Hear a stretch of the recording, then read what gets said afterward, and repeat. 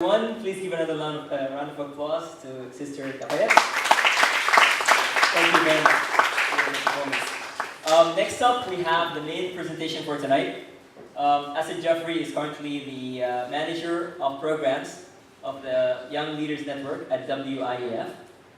Of course, he's had years of experience in the art and youth development work.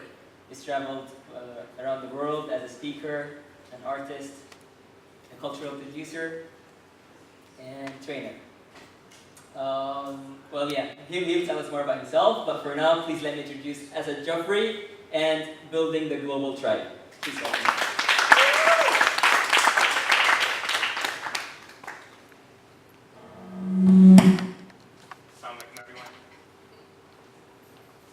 I guess you guys can hear me without the mic, but eventually I think it'll turn on.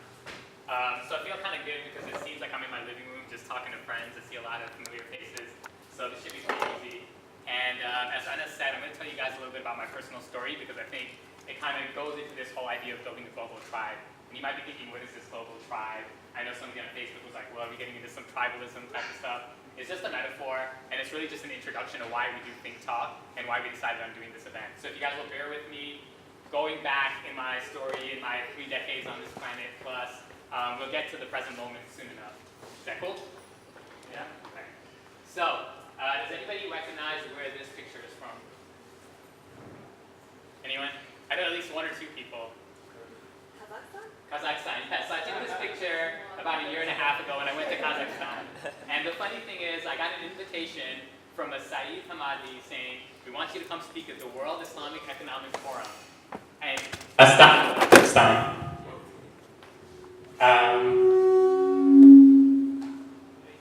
Okay. So I got that message, and I really thought it was spam. I thought it was a joke.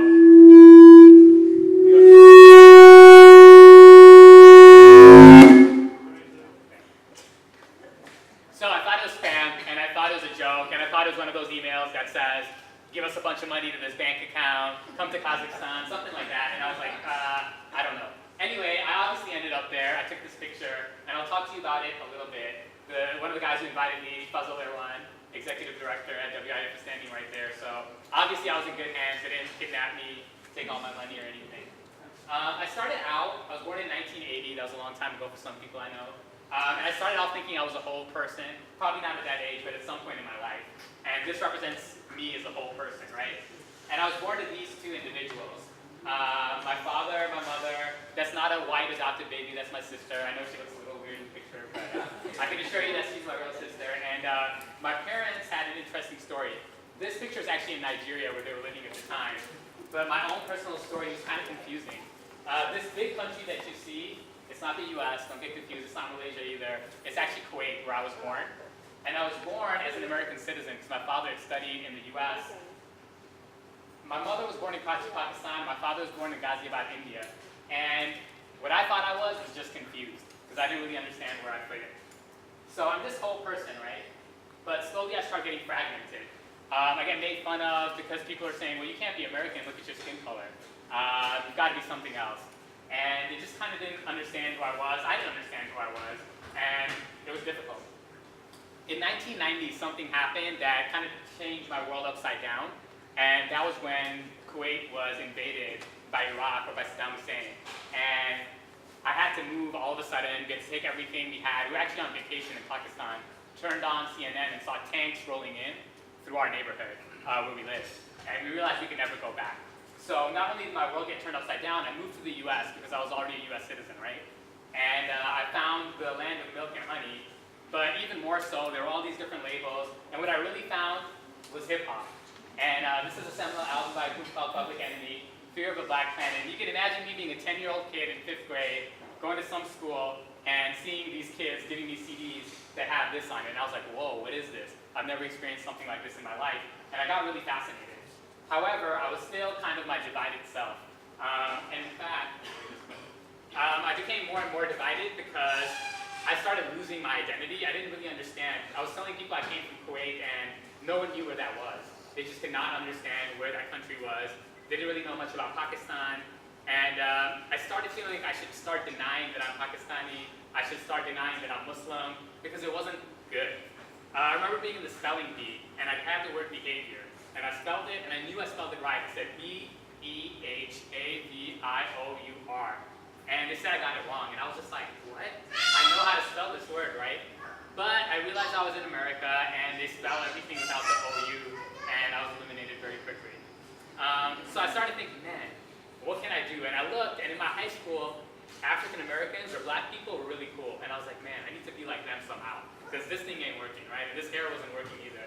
But I couldn't really convince anyone of that. So I thought, you know what, maybe I can pass as Latino or Puerto Rican, because at least I'll get some props that way. You know, kids started thinking me and my brother were that.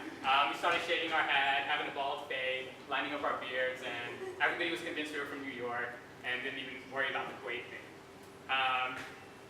I got called different names too, and I got called stuff like Aladdin when the movie came out. That was kind of tough. And then I got called Gandhi, and Gandhi to me is somebody who you should look up to, right? But when you're in middle school, you don't want to be called Gandhi, because that's kind of like, dang, you know, I don't want to smell like curry. I don't want people to have these stereotypes about me, right? And the kids in my high school, they were trying to gangbang. They were thinking they were Latin Kings, GDs, all these different gangs in Chicago. And all of that switched. Instead of saying, yo, what city are you from? They started saying, Assalamu alaikum, and wearing these things with the X on it, an X hat and an X shirt. This was about 1992-ish. Does anybody know why? Malcolm X. Spike Lee's Malcolm X came out around that time, and that really changed the African American population in my high school because this was cool, and people were representing this. Something else happened. I was really into martial arts since I was a young kid. I was into my religion somewhat, and I was into underground hip-hop. I just loved underground hip-hop since as early as I can remember. And this group came out called the Wu-Tang Clan, and I thought, you know what? I'm finally cool now, and I found my true calling. Why? Because Wu-Tang was into martial arts, such as Shaolin Kung Fu. They were into the 5%ers, so some pseudo form of Islam, and they were an underground hip-hop group. So I finally felt like, all right, I'm going to be the cool kid. I know everything about Wu-Tang. I can go, I can spit any of their lyrics. I got the Wu-Wear on. This is my calling. But what kept happening was I wasn't myself. I had to be somebody else when I was at home. I had to be somebody else when I was going to a mosque, the martial arts school, high school. And slowly these different things started bringing me back together. But I realized what I was really doing was I was still being different people. And I was actually being 3 different people, or more than that, depending on where I was. I had to keep wearing a different hat and be a different person. I spoke differently, I acted differently, I liked different things. And then I went into college and I got really into the hip-hop scene a little bit more, but it wasn't just for the music. It was because for me, it was a tool to bring people together. And this is probably a few years ago, and I became a DJ. I started spinning music because I thought it was a way to bring people together and embrace the collective good in us. On September 11th, 2001, I was in college, and I was sleeping, and I had an alarm that was the radio. So it woke me up, and it said, 2 planes have just crashed into the World Trade Center. And that affected me, and I was like, man.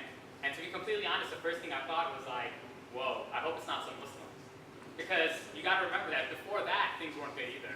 And there was World Trade attacks in 1993, there was other kind of jumping to conclusions about Oklahoma City, and I knew something was gonna change. So the folks that are on my college had to react, because Sikh kids, Indian kids, Pakistanis, Muslims were getting beat up. Some guy got killed who wasn't even a Muslim. And we decided that we needed to use this hip-hop thing that we had as a political statement. And we needed to start building a hip-hop community, hip-hop not war, hip-hop beyond labels.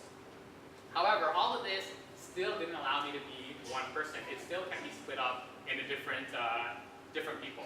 I kept continuing to do some community organizing. I got involved with an organization called the Zulu Nation, which has been around since about 1973, which took gangs and street organizations and violence into positivity, utilizing hip-hop. I learned about political movements in South Africa and how music and dance was used as a tool to end apartheid, along with, of course, many other political tools. I learned about what was going on in Palestine with different groups, again, utilizing art to create social change at the end of the day. I even learned about the history in the US. This is basically a collage I made of all the jazz musicians that happen to be Muslim in early 1930s, 40s, 50s, 60s, and 70s in the US that were making some of the most eclectic jazz music, who were also converting to Islam at the same time, which is connected to my identity. Beyond just a religion, it was just something that I could connect to. Again, I'm still here trying to bring myself together to come in. But as I tried bringing myself together, I started fading away. I started feeling like I couldn't just be myself alone. Because I kind of didn't embrace that side of me, the part that comes from South Asia, the part that was born in Kuwait. And eventually I found this organization called Iman, the Inner City Muslim Action Network. I started working for them and I started feeling a little bit more like myself. I was still faded, I still wasn't my full, complete self, but the organization was doing some great stuff. It was using arts and culture like I liked. It was also using social justice tools. It was community organizing. It had a free health clinic. It had programs for youth. It took people who came out of prison and provided them housing and programs and jobs. And I just thought it was really transforming community. It was the same kind of stuff I was trying to do in the hip hop world, but now it was larger. It was for everyone. All walks of life. You didn't have to be a certain religion, race, ethnicity. You didn't have to be in a certain type of music. And what I like to do now is just take a little break for a second and show you guys a video of what kind of work I was doing for the past 10 years with this organization. So if you'll bear with me, we'll show that now.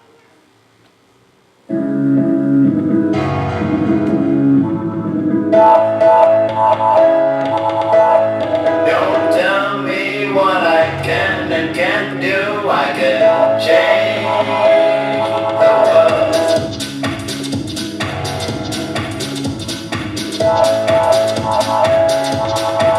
It doesn't matter where you've been, what you've seen, what you know. I know I'm gonna win. I got the heart of a champion. I'm champion. So don't tell me what I can and can't do. I can change the world. Can't reign forever. Can't be bad forever. Can't reign forever.